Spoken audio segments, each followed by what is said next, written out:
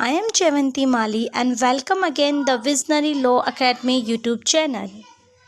So आज मैं जो टॉपिक आपके लिए लेके आई हूँ इंग्लिश ग्रामर में वो है एक्टिव एंड पैसिव वॉइस, जिनके हम इम्पोर्टेंस कुछ यूजेस सीखेंगे।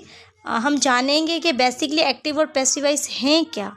ठीक है, मैंने अपनी फर्स्ट वीडियो में ये बात मेंशन की थी कि यहाँ पे इंग्लिश ग्रामर कोर्स में हम हर उन बेसिक्स टॉपिक्स को कवर करेंगे जो आपकी एक बेसिक इंग्लिश को स्ट्रॉन्ग बनाते हैं।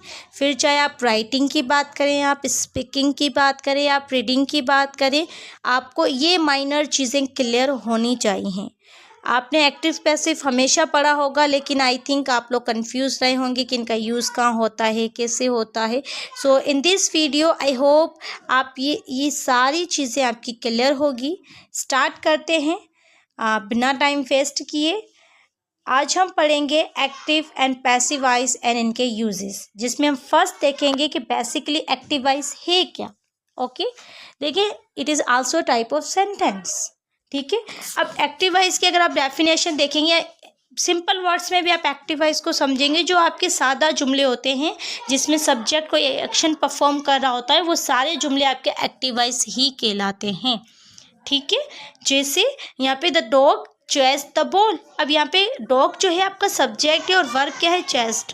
ठीक है, तो दोनों क्लियर हैं, तो ये आपके एक्टिव वॉइस कहलाते हैं। तो सिंपली वो सारे जुमले सादा जिसमें सब्जेक्ट और वर्ब दोनों क्लियर हों, वो आपके एक्टिव वॉइस कहलाते हैं। ठीक है, अब कंफ्यूज जहाँ होते हो वो आपके होते हैं पैसिव वॉइस। लेकिन कुछ एक्टिव वॉइस के हम एग्जाम्पल्स देख लेते हैं, जैसे the chef cooked the meal, the students completed the assignments, the company launched a new product, I wrote a letter, she is reading a book. She is reading a book. यहाँ पे आप देखें जो subject है, आपके जो verb हैं, दोनों क्लियर है, सेंटेंस बिल्कुल क्लियर है, और एक्शंस का पता चल रहा है और एक्शन करने वाले का भी।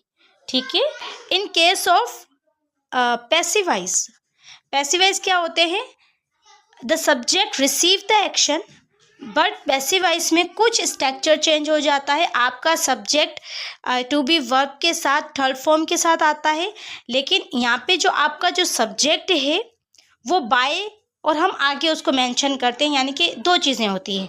यहाँ तो आपका सब्जेक्ट अननोन होता है, या वो ज़रूरी नहीं होता। आप मोस्टली यहाँ पे अपनी वर्ब को दिखाते हैं, अपने एक्शन को दिखाते हैं। तो ऐसे कुछ सेंटेंसेस जिसमें आप एक्शंस को हाईलाइट करें, तो वहाँ पे आप पैसिव वॉइस का यूज़ लेते हो। जैसे the ball chased by the dog. अब द बॉल वाज चेस्ड, ठीक है, यहाँ तक था। अब किसने की, बाय द डॉग, ये हमने लास्ट में मेंशन किया। यहाँ पे देखें जो चीज़ हाईलाइट है वो है वर्ब। सही, एम्फसाइज हम किस चीज़ के ऊपर कर रहे हैं, एक्शन के ऊपर। Action is highlighted.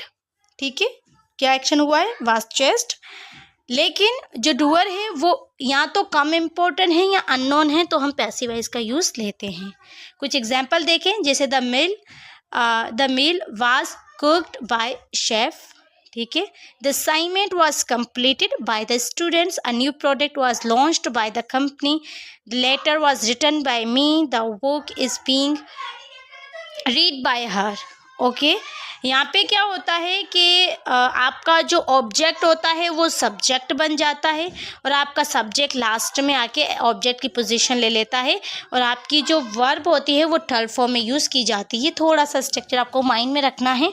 बेसिकली अगर आप किसी चीज़ का यूज़ समझ लेते हो ना, तो आपको स्ट्रक्चर आ ही जाता है। यूज़ क्या है पैसिव वॉइस का, जब आपको अपने एक्शन को हाईलाइट करना हो, या फिर आपका जो सब्जेक्ट हो वो अननोन हो या फिर इम्पोर्टेंट ना हो। नेक्स्ट स्लाइड में देखते हैं, when to use active voice. हम एक्टिव वॉइस को यूज़ कब करते हैं, it is very important. Basically इस पूरे लेक्चर में सबसे ज़्यादा इम्पोर्टेंट ये ही चीज़ है, क्योंकि जब आपको किसी चीज़ का राइट यूज़ पता चल जाता है, देन आप उनको अच्छे से यूज़ कर सकते हैं। हमेशा स्टूडेंट्स का ये रहता है कि ग्रामर के रूल्स तो सीख लिए, अब यूज़ कहाँ करना है। ठीक है, when you want to clarity and direct, जब आप एक क्लियर बात कर रहे हो तब आप एक्टिव वॉइस का यूज़ करते हैं। When you want to emphasize the doer of the action, जब आप उस एक्शन परफॉर्म करने वाले के ऊपर ज़्यादा जोर डाल रहे हो या हाईलाइटेड कर रहे हो, उनके सब्जेक्ट को दिखा रहे हो। जनरल रूल होता है एक्टिवाइज हर मुमकिन जगह पर यूज़ किया जाता है। जैसे यहाँ पे देखें, the CEO made the decision, better है ना, सही है, समझ आ रहा है। अगर अब मैं इस तरह लिखूँ, the decision was made by the CEO, अब ये एक्टिव है ना, सॉरी पैसिव है, लेकिन एक्टिव भी ऊपर ज़्यादा सिंपल था, क्लियर था।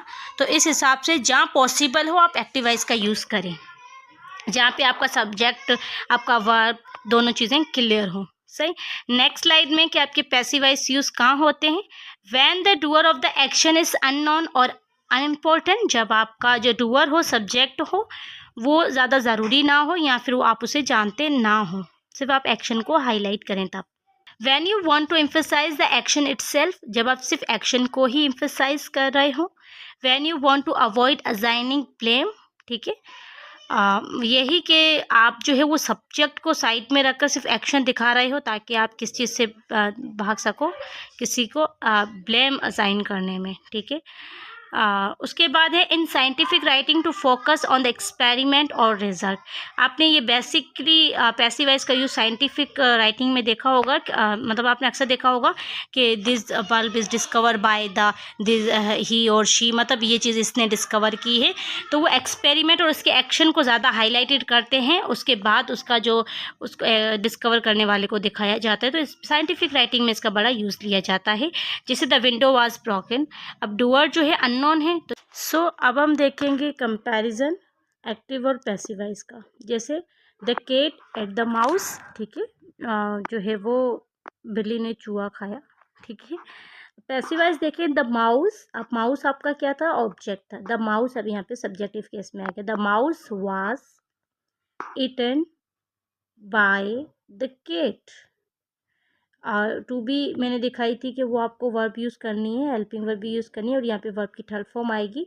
अब जो डूअर है आपका वो लास्ट में आ गया, बाय द केट, ठीक है। Someone stall my car was stolen, अब किसने, वी डोंट नो, अननोन है यहाँ पे। The team build the bridge was build by the team, okay. So I hope in comparison से कुछ चीज़ें क्लियर हुई होंगी। नेक्स्ट है प्रैक्टिस सेट, जिसमें ये कुछ एक्टिव और पैसिवाइज, ये जो कुछ सेंटेंसेस है जिसमें एक्टिव को पैसिव और पैसिव को एक्टिवाइज में कन्वर्ट करना है।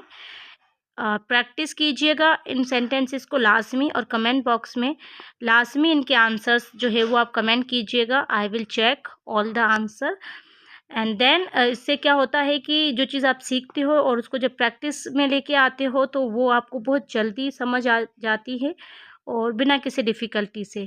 इवन जब क्वेश्चन अराइज भी होते हैं तो वो ज़्यादा क्लियर होता है वो टॉपिक, जब आप उसको प्रैक्टिकली आप अप्लाई करते हो ना। तो बस आज की वीडियो में इतना ही।